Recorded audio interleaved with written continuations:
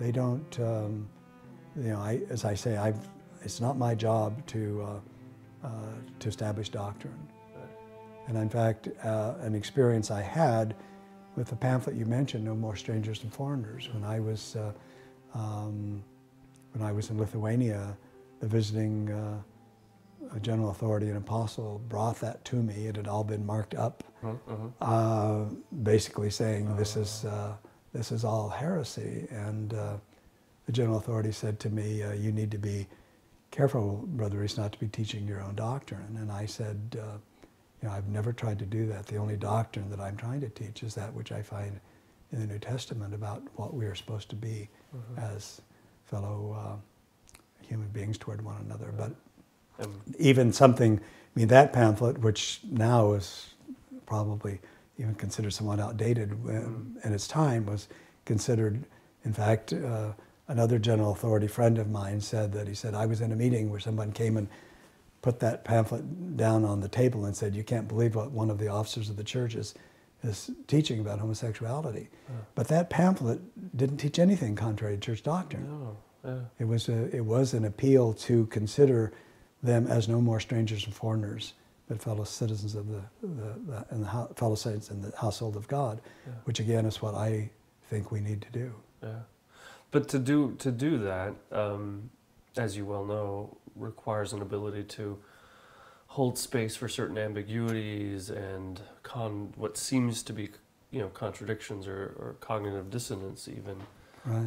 Which seems to be a challenge for our human nature. It is a challenge. I had the experience as a bishop that for the first 6 months, I really, really worried that I was being inconsistent.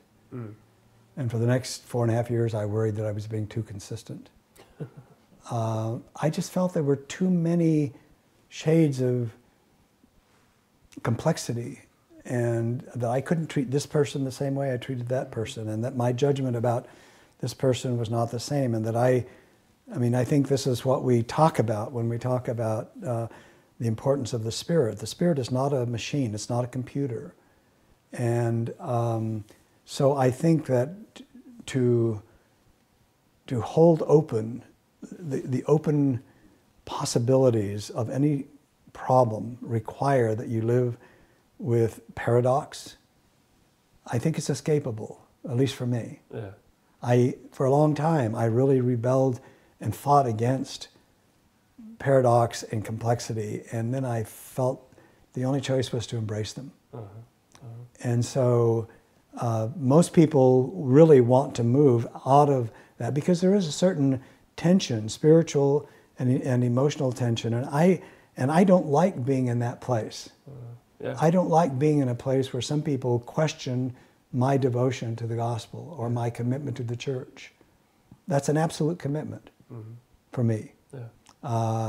And yet what you deal with is competing commitments.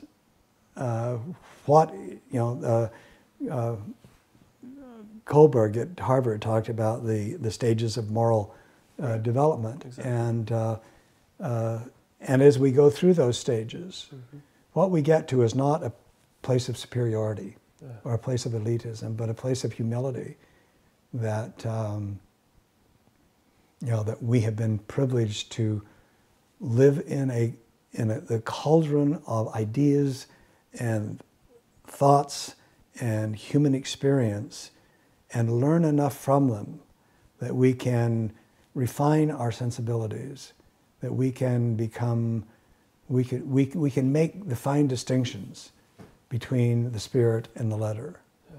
So, and I don't, Jack Welch had a wonderful talk at the award that he got, the Carl G. Mays Award, and he used the metaphor of the Charlie Brown, where Charlie Brown, and I think it's Linus, who are looking into the sky, and Linus says, "What do you see, Charlie Brown?" He said, "Well, I see a pony and a doggy, and what do you see?" And he said, "Well, it looks to me like there's a scene of Stephen being stoned," and he's all of these things. And Jack Welch says, if all you see is a pony and a doggy, that's okay. That's what you see. But what we want people to know is that there's more to see. Yeah. You can see deeper, you can see further, you can see deeper into your own heart. And as you do so, I think all of us have to some extent a heart of darkness. As you see and accept the darkness in your own heart, it gives you the possibility of bringing light into it. And as the more light that you have, and there is a metaphysical connection, I'm convinced, between light and love. That's some way that I don't completely understand.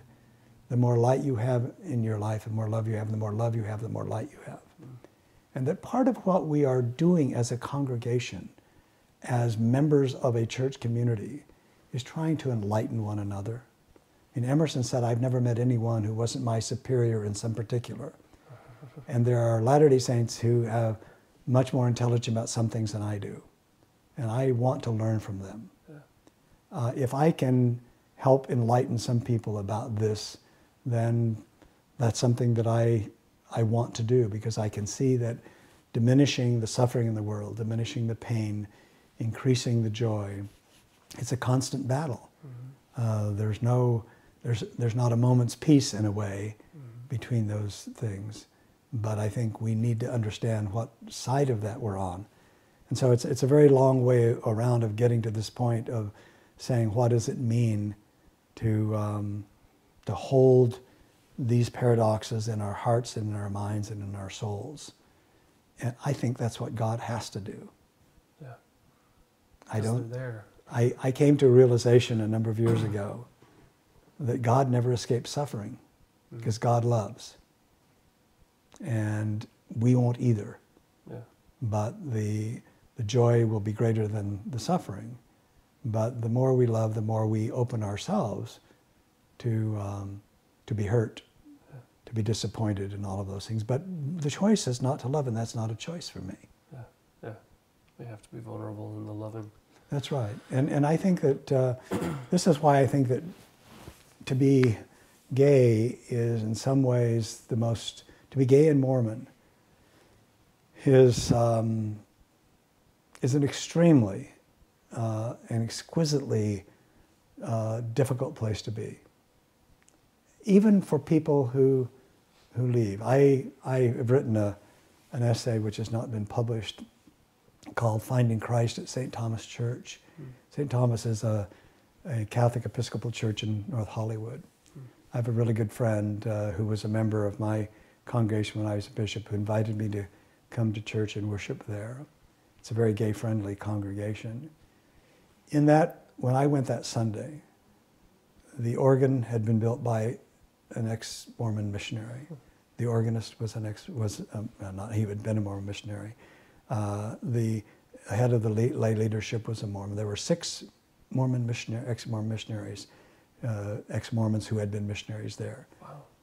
In that church. And as I worshiped with them that day, this is why the title of my essay is called Finding Christ at St. Thomas Church.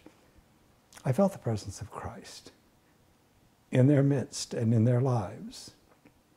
And I took them to lunch afterwards, and we sat around and I talked about, tell me about your experience. And all of them wanted to be in a Mormon church. Mm-hmm. All of them felt estranged and sad that they weren't. But all of them also felt, here's a home. And I wrote an essay which has never been published called The Sacred or the Secular, the Choice for Latter-day Saint Homosexuals, because I feel that most Mormon homosexuals, when they leave the church, they don't find another church. Yeah. And to me that's sad, because I think they should. If they don't feel comfortable in this place, then go find another faith community where you can serve and be served and bless and be blessed, yeah, to use Lowell Benion's terms. Yeah. So, and I think once you grow up in a place where the sacred is part of your life, if you make a break from that, you either throw it all off, as a lot of people do who leave the church, and then they respond out of anger or indifference. And neither one of those, it seems to me, is a very healthy response. Right. So I've encouraged people who leave the church or who don't find fellowship to go find fellowship someplace else and take all of those things they've learned in primary and young men and being a missionary and young women and go put those and bless some other congregation with them. Yeah. And I know Latter-day Saints who do that. Absolutely. They've learned a lot. They've been blessed in lots of ways through their affiliation. That's right. So, part of what I'm trying to portray in this film is again what it is like, the emotional, psychological, theological state of being homosexual and Mormon and feeling a compulsion sort of in both directions. Right. So to help a general audience understand that there is a genuine tension there, because many people would just say, why be with a church that rejects you? Yeah. So go somewhere else. But it would be in the sort of wouldn't be in my best interest as a filmmaker or as a person to genuinely. I want to genuinely portray that there is a tension there, and so I need to be able to portray why be Mormon. Yeah. What is the pull there? What is that about? But I put that question to you personally. Yeah, it's the thing is that to be a Mormon is to be part of a tribe. It's an identity that transcends religion. When I was in the Army, and two Lutherans could be bedding next to each other and not even know the other was Lutheran. Right. If a Latter-day Saint came on the base, we knew it immediately and went there and made friends with them. There is an identity that we have as a people that is deep and it's real, and it's part of what makes us, I think, a unique, not the only one, but it's part of what we feel. Yeah. That heritage, the pioneers, it's all of those things. Yeah. And so, so I think that one needs to understand that there are people who have that, still have that identity, but who also have this other identity, and who feel absolutely torn between them. And I often say to people, I think that the imagination is one of the true gifts of the Spirit. Yeah. And I say to people, imagine what it would be like for you if you could not ever hold somebody's hand or embrace somebody, if you could not have, part of the problem is that people think it's about sex. Right. It's about intimacy, which has a lot of different kinds of shades. But I say, try and put yourself in that place. Yeah. Imagine what is it like? What would it be like for you? Yeah. And I think that one of the things that's happened is that even though the church has moved to a place of saying, well, marriage is not for everybody. Right. If you're 21, you've just come off of a mission, right. You know you're gay, you face a very clear choice. You can, well, there's really three choices. You can be celibate and stay in the church and have pretty much a life of isolation and loneliness, especially if you're out, because people will isolate you. You can leave the church and find some other world. Or you can say, well, I'm not sure I can make this work, but I'm going to get married, because at least that'll give me, it'll give me an opportunity to have children. Right. It'll give me an opportunity to have a loving relationship. Mm-hmm. And so, faced with the choice, a lot of people who probably in their hearts know it's not going to work, because most of the time it doesn't, will make that choice. Yeah. And they make the choice, and it leads most often to heartbreak. I just got a letter the other day from a friend. His daughter has been married for a number of years. They have 4 sons. He's decided he can no longer live a double life. She recognizes that their intimacy has not been what she would choose. She doesn't know what to do. Yeah. And he doesn't know what to do. But that is told over and again. So for me, one of the most destructive things about both the persistent teaching that homosexuality is chosen and changeable, and the occasional example that somebody points to. Say, well, look at so-and-so, he's in this happy heterosexual marriage. Mixed orientation, at least. Mixed orientation, right. And my response is, you never know what's in that family. Right.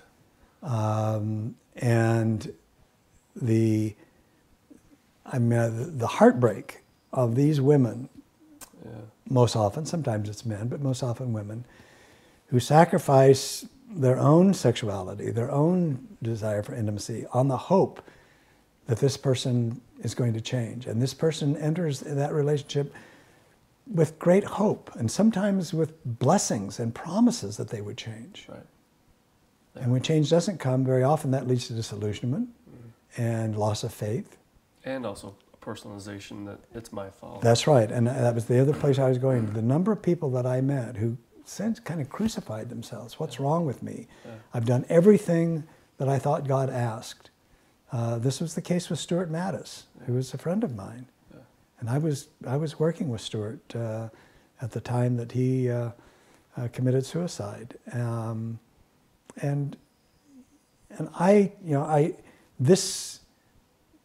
someone told me that Stuart's mother said, well, the church considers Stuart a poster boy. And I said, how can it possibly be that, because he chose to live, he chose not to, to be unchaste. And I can remember Elder Marion D. Hanks telling me, he said, when I hear people say, I'd rather have my child come home dead than unchaste, he said, it makes me angry. He said, I can't imagine any circumstance in which I'd rather have my child dead than alive. Yeah. And he said, I feel like we should be Jeremiah said, let this be taught no more in Israel. But it still is a sentiment. You still hear it. Oh, yeah.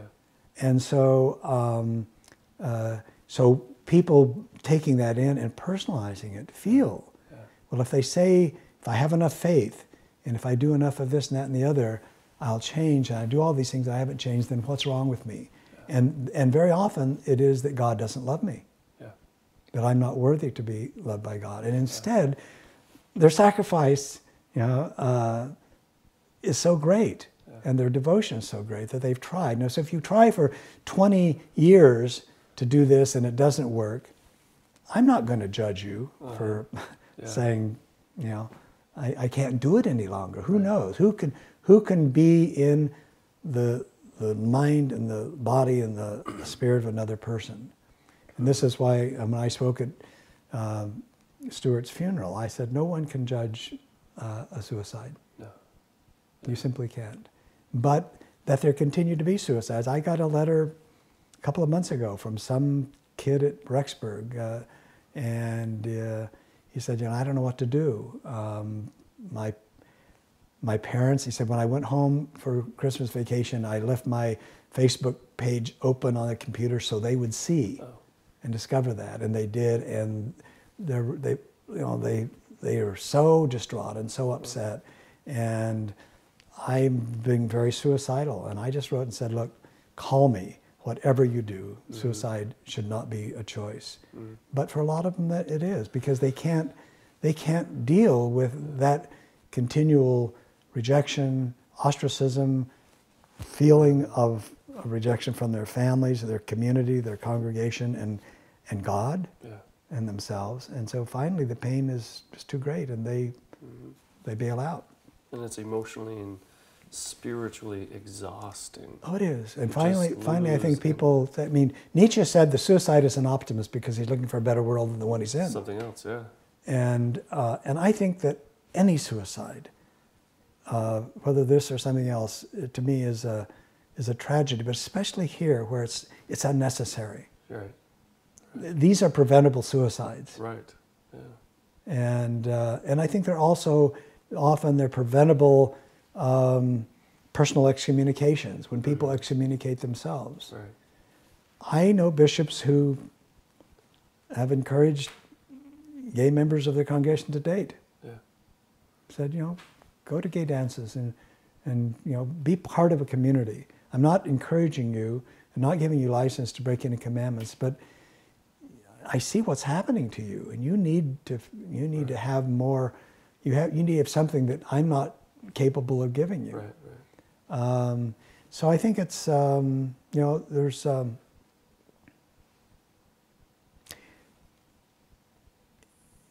I'm 75.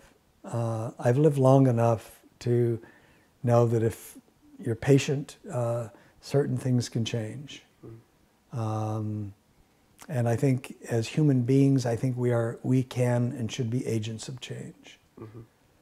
And so on this issue, I'm committed to being an agent of change, not to do anything which is contrary to the church or contrary to church doctrine, right, but which nevertheless, I think within the framework of, the great thing that when I teach my students at GTU, we don't have a theology in Mormonism because we have an open canon. Mm-hmm. We believe in continuing revelation. And just as there are people who could not imagine blacks ever holding the priesthood, there are people who can't imagine gays being married and that being acceptable. But there are a lot of gays who are, and who live wonderfully normal lives. Mm-hmm. And whether they can do that within the confines of the church, they can't. But my hope is that in every congregation we would treat homosexuals in the same way we treat heterosexuals. And if there is a homosexual couple living there, that they would be welcome to church. Mm-hmm. And that they might not get a calling. In fact, I wrote to an apostle friend of mine that I said the New England Congregational Church had this wonderful thing called the halfway covenant. Mm. And because what happened is that the first generation came over, they were full of piety and devotion. Right. And they could say, I found Christ in Reverend Hooper's church on the 3rd of January, 1622. Right. And they could give, and in the Congregational Church, they stood up and bore their testimonies as we do. Right. But the second generation, who accepted their parents' piety as axiomatic, couldn't say that. Right. And so there was a crisis in the church. Here was a whole generation growing up who couldn't be baptized because they couldn't give a witness, and they couldn't take the sacrament because they hadn't been baptized. Yeah. So they created this thing called the halfway covenant. Not the whole way, right. But it allowed for the members of the children of that to be baptized, but not partake the sacrament. Mm-hmm. Whether a halfway covenant is an interim step or not, I don't know. But I would want any homosexual Latter-day Saint who feels like he can come to a Mormon congregation and at least sit there and be one in communion with God should have that privilege. Yeah.